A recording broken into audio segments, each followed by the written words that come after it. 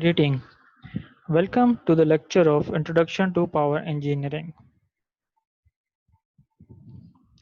In today's lecture, we will discuss about the voltage source converter system for HVDC transmission lines. Recent developments of power electronic devices have led to the rise of self-commutated voltage source converters in power system application. This is mainly attributed to the development of the insulated gate bipolar transistor, a device which combines the controllability of the MOSFETs with the reliability and power rating of the BJT. Together with the increased computational power of digital signal processing, it is possible to use this technology in power transmission. The first VSC HVDC application was built at the end of the 90s. The full controllability and switching symmetry through both turn-on and turn-off operation allows the device to regulate power flow much more quickly. The utilization of solid-state devices virtually eliminates the risk of computational failure. This technology also has the ability to absorb and generate both active and reactive power independently of one another. This eliminates the requirement for the expensive reactive power compensator used extensively within LCC HVDC projects. Further, advantages are that there is no requirement for regulation of the short circuit level as computation can operate without an AC system voltage source. Also, the generation of harmonics is greatly reduced, minimizing the volume of filters required to absorb them. An additional feature of the VSC is the capability to offer black start support, that is, restoring power without the aid of an external power source. This is advantageous in a wide area power outage as these power sources can be brought online first to begin the progressive resurrection of the network grid. The VSC HVDC transmission technique is experiencing great development. The first commercial voltage source converter HVDC system was built in 1997 on the island of Gotland. Since then, rating and application have progressed rapidly. The power and voltage for Gotland was 50 megawatt and plus minus 80 kilovolt transmission line has been used. 15 years later, power and voltage rating have increased by a factor of 20 and 6 times respectively. For example, 2000 megawatt project between France and Spain, and the 500 kilovolts for projects between Norway and Denmark. The first VSC HVDC offshore converter station was installed in 2005 on the Troll A oil platform, while the first connection to an offshore wind farm was commissioned in 2010 with the Bore wind system.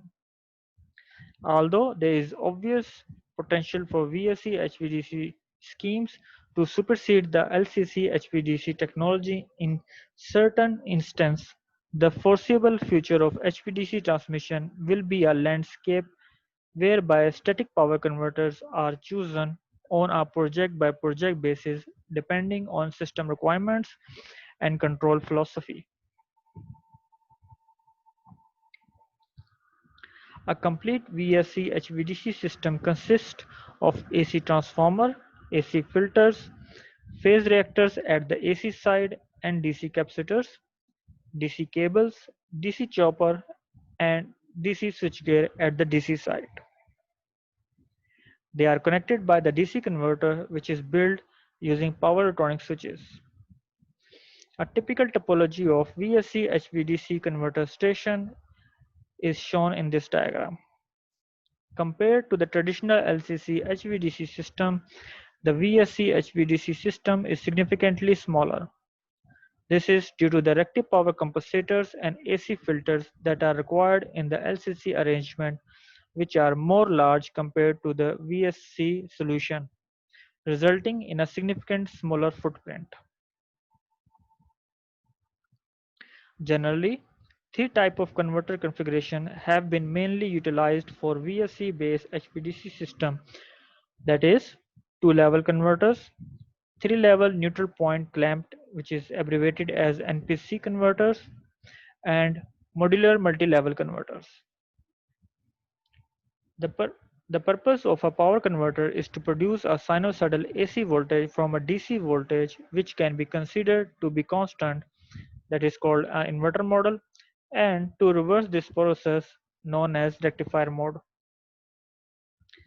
An effective technique to achieve the conversion can be the use of pulse width modulation. Switching devices at high frequency and averaging the output can build a near sinusoidal wave at a specified frequency, which is achieved by modulating the width of the voltage pulse. If the input signal is a sinusoidal wave, this is called sinusoidal pulse width modulation. The figure here gives the waveform of instantaneous output voltage and the fundamental output sinusoidal generated from a two-level converter using PWM, such as shown over here. The output pulses have the same amplitude and different widths.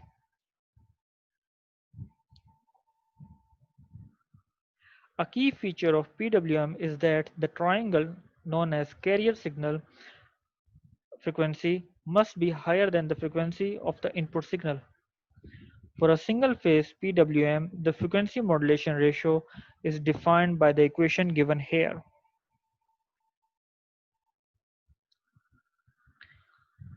However, increasing the switching frequency will result in an increase of losses. A compromise for the switching frequency must be found to ensure that the PWM is sufficient with reasonable low losses. The amplitude of the sinusoidal signal is determined by the modulation ratio, which is expressed using the maximum amplitude of the input signal voltage and the triangle signal amplitude. In two-level configuration, IGBTs are connected in series to increase the voltage level of the converter. As the instantaneous voltage over the individual components cannot exceed the component limits, these series-connected IGBTs need to switch at exactly the same moment, so that each individual IGBT carries the same voltages. A high switching frequency can lead to high losses. For two-level PWM converters, the losses can be up to 1.4% per converter, which is significantly higher than 0.8% of LCC HVDC technology.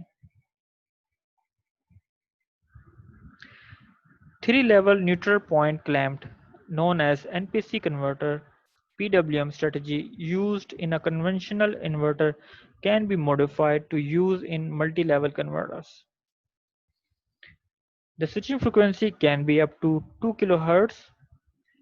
This high frequency reduces the generated harmonics significantly, so that transformers with terrestrial winding, such as with the 12 pulse configuration, are not needed. However, as each switching operation causes losses, the high switching frequency increases total power losses. Switching is the highest loss element in the converter station. In order to lower the harmonic distortion of the output voltage, higher level converter bridges are used. A three-level neutral point clamp is used for the Muri link in Australia.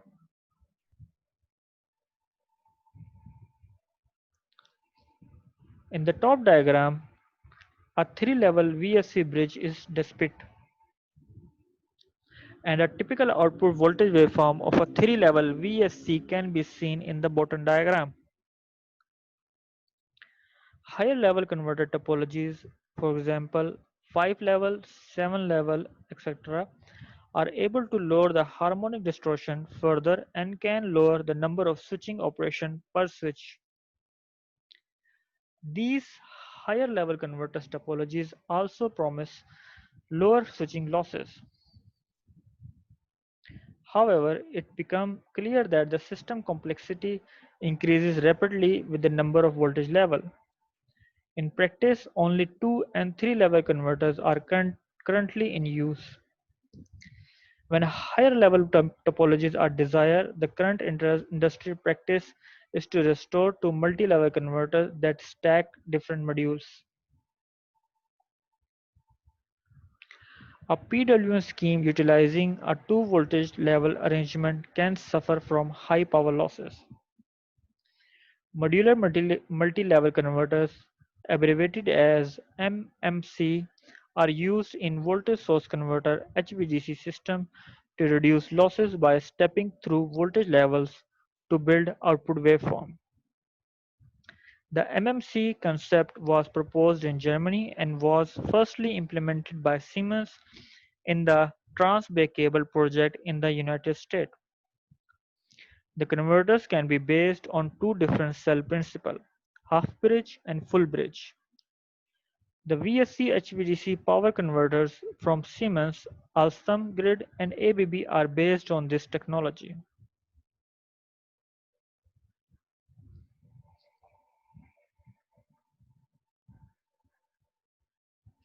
A multi-level converters which utilize half-bridge modules in series is shown in this diagram. There is a separate small capacitor for each module as shown over here in the diagram.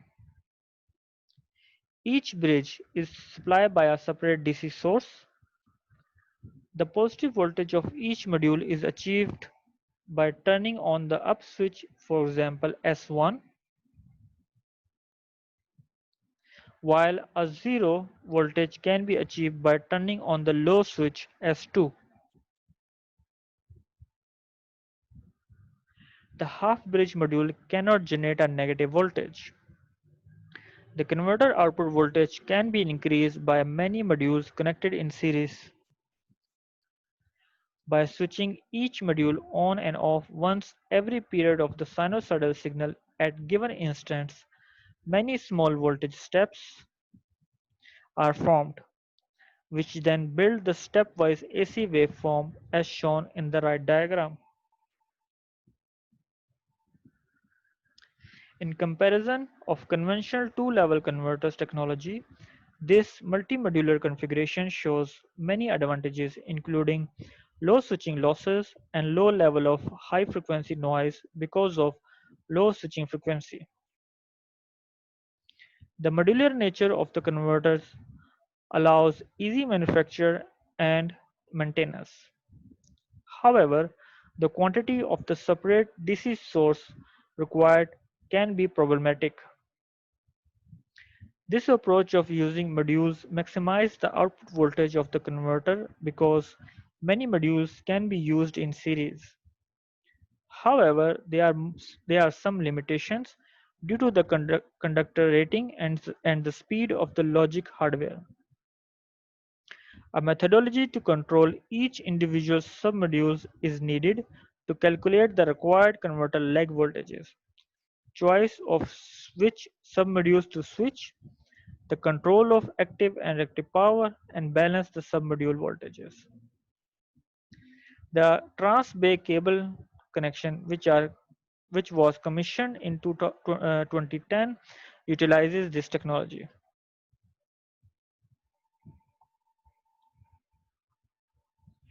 The module in a multi-level converters can also be achieved by employing full bridge module in series as shown in the diagram. The positive and negative voltage level are achieved by charging the mid capacitor in either direction. For example, by turning on S1 and S4 or S2 and S3, while a zero voltage can be achieved by bypassing the capacitor altogether. For example, by turning on S1 and S3 or S2 and S4. The modular nature of the converters allows easy manufacturing and maintenance. However, The quantity of the separate DC source required can be probabilistic as well in this scheme, which is the same with the cascaded half-bridge configuration. Further, by switching each module on and off at given instants, many small voltage steps are formed which then build stepwise AC waveform by the addition of small voltage steps generated by different full bridge, increasing the number of modules which lead to a larger number of smaller steps and closer synthesis of the desired sinusoidal wave.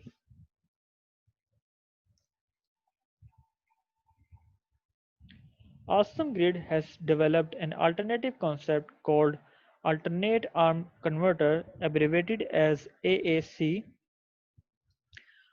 Objectives of the AAC are to push further the characteristics of the traditional VSC by cutting the number of H-bridge cells, reducing overall losses, and gaining the ability to control DC current fault.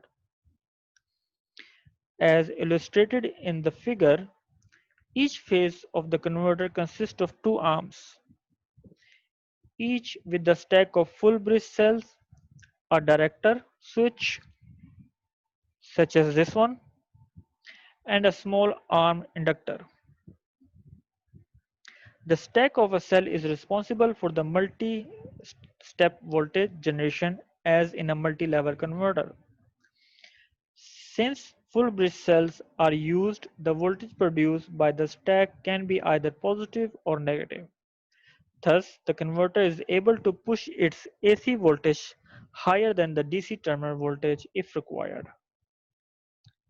The director switch is composed of IGBTs connected in series in order to withstand the maximum voltage which could be applied across the director switch when it is in the open state. The main role of this director switch is to determine which arm is used to conduct the AC current.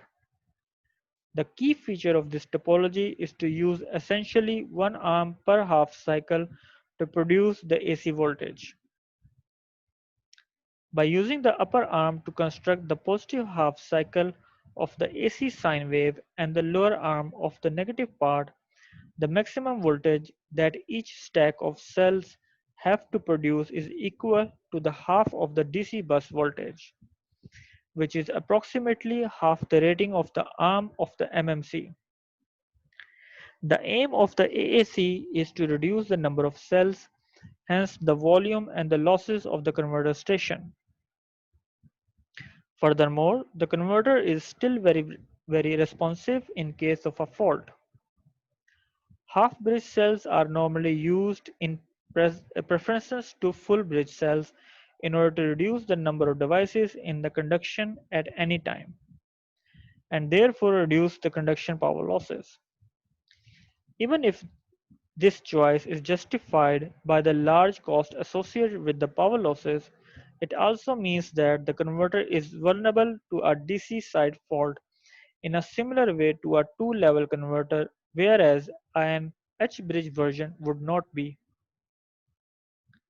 The inability of half-bridge cell to produce a negative voltage results in the conduction of the anti-parallel diode connected to the IGBTs, thus creating an uncontrollable current path in case of a collapse of the DC bus voltage. DC circuit breaker for high power application are still under development. Therefore, H-bridge MMC or AAC will be option for future MTDC grade.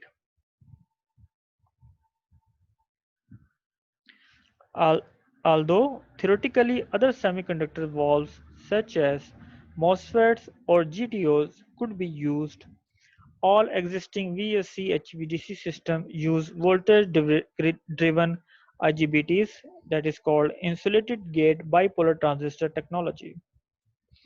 An IGBT operates in two discrete states. Number one are non-conducting off states and a saturated on state. By controlling the operation of these switches, an AC waveform can be constructed from a constant DC signal by chopping the incoming signal. To increase the voltage rating of the walls unit, IGBTs are organized into a series arrangement comprising hundreds of modules in some cases. As the valves are connected in series, it is critical that the transistors fails to a conducting mode. Therefore, in the event of a device failure, the circuit remains complete given that sufficient redundancy is available. The number of redundant modules determines the actual rating of the converter and the maintenance requirements of the converter station. In order to make the converter work efficiently, an auxiliary circuit is required to assist each IGBTs. A resistor is usually connected in parallel with the transistor to improve voltage sharing across all the series connected transistors. The gate of each switch needs a control circuit and protection snubber for overcurrent and overvoltage and undervoltage faulting on the gate. To minimize overtemperature defects, each transistor block can be mounted on individual heatsink dissipating heat energies efficiently. To ensure that a VSC has bidirectional capabilities, the reverse direction diode in the bridge compose a rectifier allowing the current path from the AC side to DC side to charge the capacitor. Contrary to LCC, VSC HVDC system does not generate harmonics of lower orders. For PWM-based converters, only the high-frequency PWM signals have to be filtered. For this, a single relatively smaller AC filter can be used. In order to use standard transformer, AC filtering circuits are installed between the transformer and phase reactors. This is to prevent damaging DC voltage stresses and harmonics affecting the transformer operation. With the use of PWM, passive high-pass damped filters are selected to filter the higher order harmonics. Normally, a passive second-order high-pass filter of which the characteristic frequency is selected based on the switching frequency is used in VSC HVDC system. In RMS type simulation, the filter solely injects reactive power at fundamental frequency and does not need to be represented in full detail. The design of AC filters should depend on a harmonic requirement of the specific system under study. As for MMC, the multi-level modulation can eliminate the need for output filter. Therefore, the filter yard for MMC is even smaller than for two-level converters. This reduction in size due to the filter is compensated by considerably large converter size. An AC transformer is usually installed between the AC system and the converter of a VSC HVDC system. Its functions are similar to the transformer in LCC HVDC system. VSC systems are standardly operated as a symmetric monopole and do not need a special three-winding transformer. In case a different configuration is used, the transformers are subjected to a DC offset voltage and need to be designed to withstand those. Otherwise, the VSC HVDC transformer can be similar to normal AC transformer, which is a significant cost advantage over LCC HVDC. The VSC HVDC transformer is normally also equipped with a tape changer to take part in the voltage control.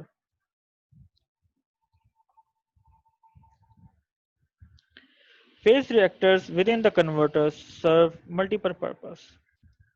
First, they allow the control of reactive and active power. They reduce harmonic current component at the AC side of the converter. They reduce any fault current separating the AC system and its short circuit current from the converter that is connected to. The choice of the size of the phase reactor depends on the switching frequency, converter saturation, and control algorithm that the converter saturation being the dominant determinant factor.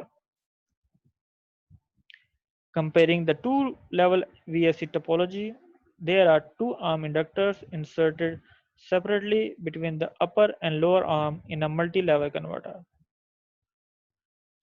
The arm inductors have two functions. First, suppress balancing current caused by the inequality of the three generated phase voltage and reduce fault current inside or outside of the converter.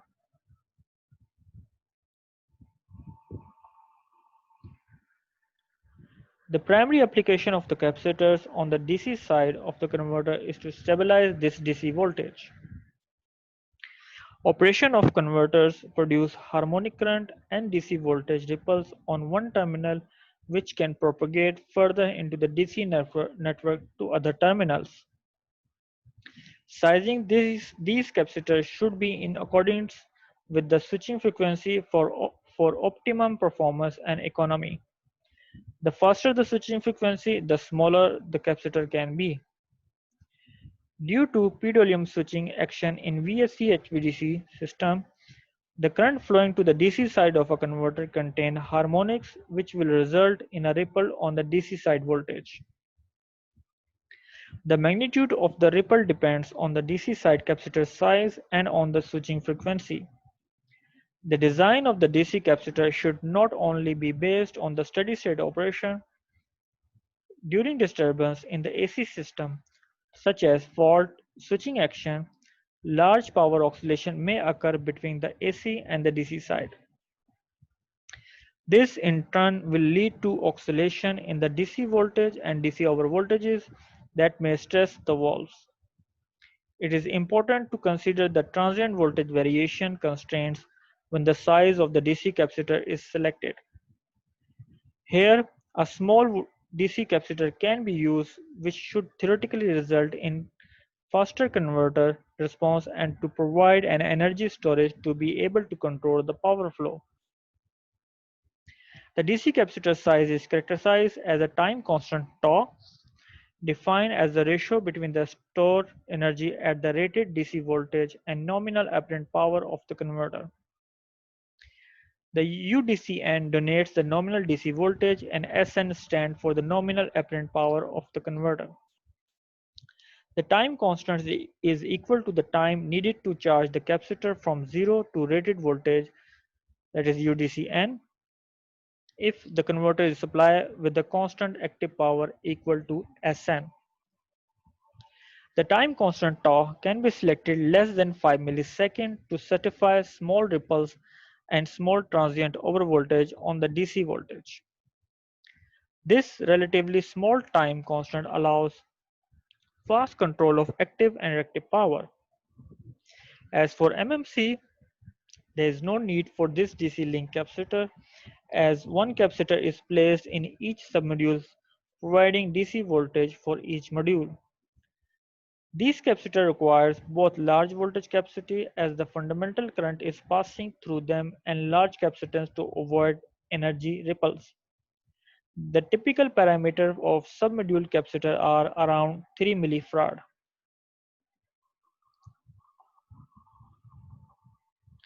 VSC HVDC systems are prone to severe overcurrent and overvoltages during DC line or cable faults.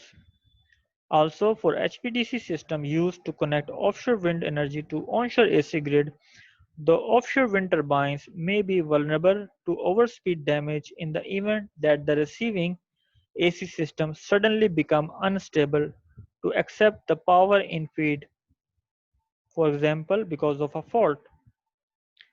Although wind turbines normally include protection to deal with such an event, the HVDC system itself must be capable of dissipating the entire generated power of the wind power plant for a short period of time so that the offshore wind turbine can ride through an onshore AC system fault with minimum disturbance.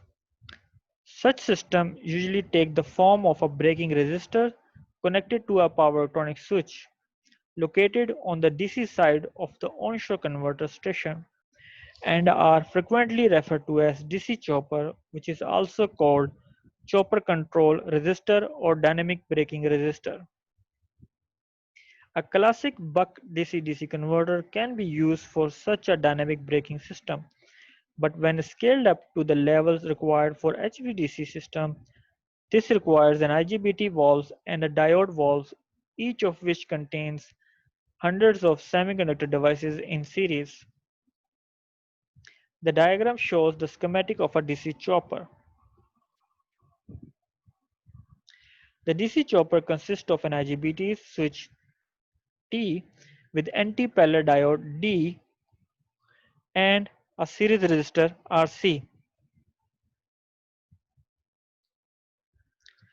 The DC chopper are used across DC capacitors.